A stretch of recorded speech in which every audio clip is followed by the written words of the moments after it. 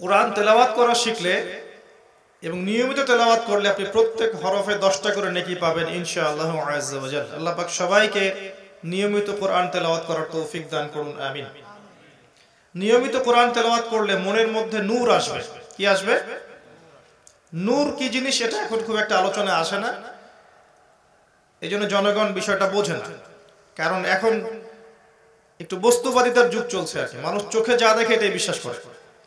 নূর ওই জিনিস যে জিনিসের কারণে খিজির আলাইহিস সালাম 3টা ঘটনা ঘটিয়েছেন, মূসা আলাইহিস সালাম সেই ঘটনার ব্যাখ্যা করতে পারেন নাই। আমি কি বুঝাতে পারলাম? কোন সূরা আছে? সূরা কাহফ। মাশাআল্লাহ, কেউ পড়েন নাই সূরা কাহফ? নৌকা কেন ফুটা করলেন? বাচ্চাটাকে কেন হত্যা করলেন? দেয়াল কেন নির্মাণ করলেন? এই প্রশ্নগুলো কে করেছিল? নবী মূসা আলাইহিস সালাম। আজকে গিয়ে পড়বেন নবী মূসা এবং খিজির আলাইহিস সালামের ঘটনা। প্রথমে তিনি নৌকা ফুটা করে দিয়েছেন খিজির আলাইহিস সালাম, তারপর একটা বাচ্চাকে হত্যা করেছেন, তারপরে একটা দেয়াল নির্মাণ করেছেন। মূসা আলাইহিস সালাম জিজ্ঞাসা করছেন কেন এই কাজ করতে গেলেন? কারণ মূসা আলাইহিস সালাম বাইরের চোখ দিয়ে দেখছেন, আর খিজির আলাইহিস সালাম আল্লাহর নূর দিয়ে দেখছেন, তাই তিনি দূর পর্যন্ত দেখতে পাচ্ছেন। যদি নৌকা ফুটা না করতেন তাহলে ওই নিশ্ছিদ্র নৌকাটা জলদস্যু ডাকাতরা নিয়ে চলে যেত। যদি বাচ্চাকে হত্যা না করতেন তাহলে এই বাচ্চা বড় হয়ে অনেক বড় ফেরাউনের মতো কাফের হতো। যদি দেয়াল নির্মাণ না করতেন ওই দেয়ালের নিচে রাখা এতিম বাচ্চার সম্পত্তি আত্মসাৎ হয়ে যেত। তিনি এগুলো দূরদর্শিতার কারণে করেছেন। এটাই আল্লাহর নূর, যেটা কোরআন বেশি বেশি তেলাওয়াত করলে আপনার কলবের মধ্যে নাজিল হবে ইনশাআল্লাহ। তখন আপনি এমন কিছু দেখবেন, বুঝবেন এবং শুনবেন যেটা 8-10 জন বুঝতে পারবে। আরেকটা বিষয় দরকার আল্লাহর নূর পেতে হলে, সেটা হচ্ছে বেশি বেশি পরকালের ফিকির, মৌতের স্মরণ। আরো দরকার আল্লাহর বেশি বেশি জিকির আজগার করা, নিত্যদিনের জিকির আজগার গুলো প্রতিদিন করা। আরো দরকার বেশি বেশি আল্লাহর কাছে দোয়া করা এবং নফল ইবাদত বাড়িয়ে দেয়া, দান সদাকা বাড়িয়ে দেয়া। এগুলো করতে থাকলে এবং একই সাথে মন থেকে যাবতীয় প্রকার রিয়া, হিংসা, অহংকার, গীবত, তোহমতের সংস্কৃতি, আত্মহমিকা, মনের রোগ, এগুলো দূর করতে পারলে ইনশাআল্লাহ দেখবেন আপনার কলবের মধ্যে আল্লাহর পক্ষ থেকে নূর আসবে ইনশাআল্লাহ তাআলা। আল্লাহ পাক আমাদের সবাইকে নূর দান করুন, আমিন। আল্লাহ কোরআনে অনেক জায়গায় বলেছেন, সূরা তাহরিমের মধ্যে আছে, সূরা হাদীদের মধ্যে আছে, অনেক জায়গায় সূরা নূরের মধ্যে আছে যে আল্লাহ যাকে নূর দেন না তার কোনো নূর নাই। মুমিনদের ব্যাপারে আল্লাহ পাক বলেছেন সূরা হাদীদের মধ্যে, কিয়ামতের দিন ঈমানদারদের সামনে এবং ডান দিকে নূর থাকবে। কি থাকবে? ওই নূর দিয়ে তারা পথ চলবে। নূর মানে হচ্ছে আলো, আলো দিয়ে তারা পথ চলবে।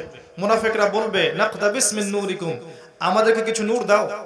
বলা হবে কিলা রুজিউ ওয়ারাকুম ফালতামিসু নূর, পিছনে ফিরে যাও, ফিরে গিয়ে নূর তালাশ করো। দুনিয়ার জীবন তোমাদেরকে প্রতারিত করেছিল। সূরা তাহরিমে আছে ঈমানদাররা দোয়া করবে, রব্বানা আতমিম লানা নূরানা ওয়াগফির লানা ইন্নাকা আলা কুল্লি শাইইন কাদির। হে আল্লাহ, আমাদের উপর আপনার পক্ষ থেকে নূর দান করুন, আমাদেরকে রহম করুন এবং আপনি প্রত্যেকটা বিষয়ের উপর কর্তৃত্বশীল। অনেক আয়াত আছে। দুনিয়ায় নূর অর্জন করতে না পারলে কবর আলোকিত থাকবে না, কবরে নূর না থাকলে পরকালে নূর পাওয়া যাবে না। আল্লাহ পাক আমাদের সবাইকে আল্লাহ নূর অর্জন করার তৌফিক দান করুন, আমিন। এর জন্য সবচেয়ে বড় চ্যালেঞ্জ হচ্ছে মনের খারাপ রিপুগুলোকে দূর করা। আমল করাটা সহজ, মনের মধ্যে হিংসা, বিদ্বেষ, গীবত, তোহমতের সংস্কৃতি, সমালোচনার সংস্কৃতি, রিয়া, অহংকার দূর করাটা কঠিন। আত্মশুদ্ধি অর্জন করলে নূর পাওয়া যাবে ইনশাআল্লাহ তাআলা। আর এখন আত্মশুদ্ধির কথা তো বলাই হয় না, আত্মশুদ্ধি নিয়ে খুব একটা কথা বলা হয় না। এগুলো সুফিজম নয়, এগুলো ইহসান, এটার নাম ইহসান। নবী করিম সাল্লাল্লাহু আলাইহি ওয়াসাল্লামকে জিজ্ঞাসা করা হয়েছে, জিবরাইল আলাইহিস সালাম জিজ্ঞাসা করেছেন, ইয়া মুহাম্মদ আখবিরনি আনিল ইহসান, আমাকে ইহসান সম্পর্কে বলুন। নবীজি বলেছেন, আনতা আবুদুল্লাহ কাআন্নাকা তারাহ, তুমি এমন ভাবে আল্লাহর ইবাদত করবে যেন তুমি আল্লাহকে দেখতে পাচ্ছো। ওয়া ইল্লাম তাকুন তারাহ ফাইন্নাহু ইয়ারাক, তুমি যদি আল্লাহকে দেখতে না পাও মনে রাখবে আল্লাহ তোমাকে দেখছেন। এই কনসিয়াসনেসের নাম হচ্ছে ইহসান। কখন আসবে? যখন আপনার কলবে নূর আছে। একটা কলব হৃদয় যার মধ্যে অন্ধকার ভর্তি, জুলুমাত, একজন ব্যক্তি যে মাদকের সাথে সম্পৃক্ত, জিনার সাথে সম্পৃক্ত, পর্নোগ্রাফি দেখে, ফ্রি মিক্সিং করে, হারাম রিলেশনশিপ আছে, নামাজ পড়ে না, যাকাত দেয় না, মিথ্যা কথা বলে, প্রতারণা করে, ঘুষ খায়, দুর্নীতি করে, এসব কলবে কি আল্লাহ নূর আসবে? এগুলো কলব কখন আত্মশুদ্ধি অর্জন করতে পারবে? আগে খারাপ বিষয়গুলো ত্যাগ করতে হবে, তারপরে আপনি ইবাদত বাড়িয়ে দেন, অথবা ইবাদত এত বাড়ান যাতে ইবাদত করতে করতে আপনার খারাপ বিষয়ের প্রতি রুচি উঠে যায়। এটা একটা টেকনিক। যে যত বেশি ইবাদত বাড়িয়ে দিবে তার মনের মধ্য থেকে খারাপ বিষয়ের প্রতি আগ্রহ তত কমে যাবে। এভাবেও মানুষ ইনশাআল্লাহ পাপ থেকে বেঁচে থাকতে পারবে। আল্লাহ পাক তৌফিক দান করুন। কোরআন বেশি বেশি তেলাওয়াত করবেন, আল্লাহ পাক তৌফিক দান করুন, আল্লাহুম্মা আমিন। এছাড়া আর অনেক ফজিলত আছে যেগুলোর কথা বলতে গেলে রাত শেষ হয়ে যাবে। কয়েকটা বলছি।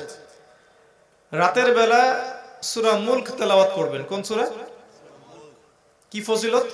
সূরা মুলকের তেলাওয়াত আপনাকে কবরের আযাব থেকে বাঁচিয়ে রাখবে ইনশাআল্লাহ। শুনলেন কি বললাম? সূরা মুলকের তেলাওয়াত আপনাকে কবরের শাস্তি থেকে বাঁচাবে ইনশাআল্লাহ। খুশি হন নাই? সুবহানাল্লাহ। উসমান রাদিয়াল্লাহু আনহু পরকালের আলোচনা শুনলে কান্নাকাটি করতেন না, খুব কম। যখনই তিনি কবরস্থান এর পাশ দিয়ে যেতেন এবং কবর দেখতেন, সাথে সাথে তিনি কান্নাকাটি শুরু করতেন বাচ্চাদের মতো। এতে করে তার দাড়ি ভিজে যেত। সাহাবায়ে কেরাম জিজ্ঞাসা করতেন যে, ইয়া আমিরুল মুমিনিন, আপনি এত আলোচনা হয়, আপনাকে কখনো এত কাঁদতে দেখি না। যখনই আপনি এই বাকরুল গারকাদের সামনে দিয়ে যান তখনই এত কান্নাকাটি কেন করেন? তখন তিনি বলতেন, এটাই হচ্ছে প্রথম মঞ্জিল পরকালের, যে এখানে নাজাত পেয়ে যাবে ফাকাদ নাজা, সে ব্যক্তি নাজাত পেয়ে যাবে। আর যে ব্যক্তি এখানে হালাক হয়ে যাবে ফাকাদ হালাক, সে হালাক হয়ে যাবে। তো এখন আমাদের মনগুলো এত শক্ত হয়ে গেছে, দেখবেন যে এই আলোচনাগুলো আমাদের মনে প্রভাব ফেলে না। মৌতের আলোচনা, কবরের আলোচনা কলবে প্রভাব ফেলে না। প্রভাব ফেলে ওয়াজ মাহফিলের নামে গান বাজনা, প্রভাব ফেলে ওয়াজ মাহফিলের নামে উল্টা পাল্টা কেচ্ছা কাহিনী, গান বাজনা, দেহে অঙ্গভঙ্গি, রস তামাশা, এগুলো মানুষের মধ্যে অনেক প্রভাব ফেলে দেখি মাশাআল্লাহ। আর ঠিক না বেঠিক সংস্কৃতি খুব প্রভাব ফেলে, তাই না? মানুষের ঠিক বেঠিক বলায় কোরআন শোনা ঠিক বেঠিক হয়? বললেও ঠিক, না বললেও ঠিক। কথা ঠিক না বেঠিক? মাশাআল্লাহ, এটা প্রভাব ফেলে, তাই না? কবরের আলোচনা প্রভাব ফেলে না। মনে রাখবেন, উসমান রাদিয়াল্লাহু আনহু বলতে যাচ্ছেন, বুঝাতে যাচ্ছেন, এই মঞ্জিলে যে ব্যক্তি পার পেয়ে যাবে সে ব্যক্তি পরকালের অন্য সমস্ত মঞ্জিলে পার পেয়ে যাবে ইনশাআল্লাহ তাআলা। এখান থেকে বাঁচাবে কে আপনাকে? সূরাতুল মুলক তেলাওয়াত করে দেখেন একবার অর্থ সহ, দেখবেন কেন এই সূরা কবরের আযাব থেকে বাঁচাতে পারে, আপনি বুঝে ফেলবেন ইনশাআল্লাহ তাআলা।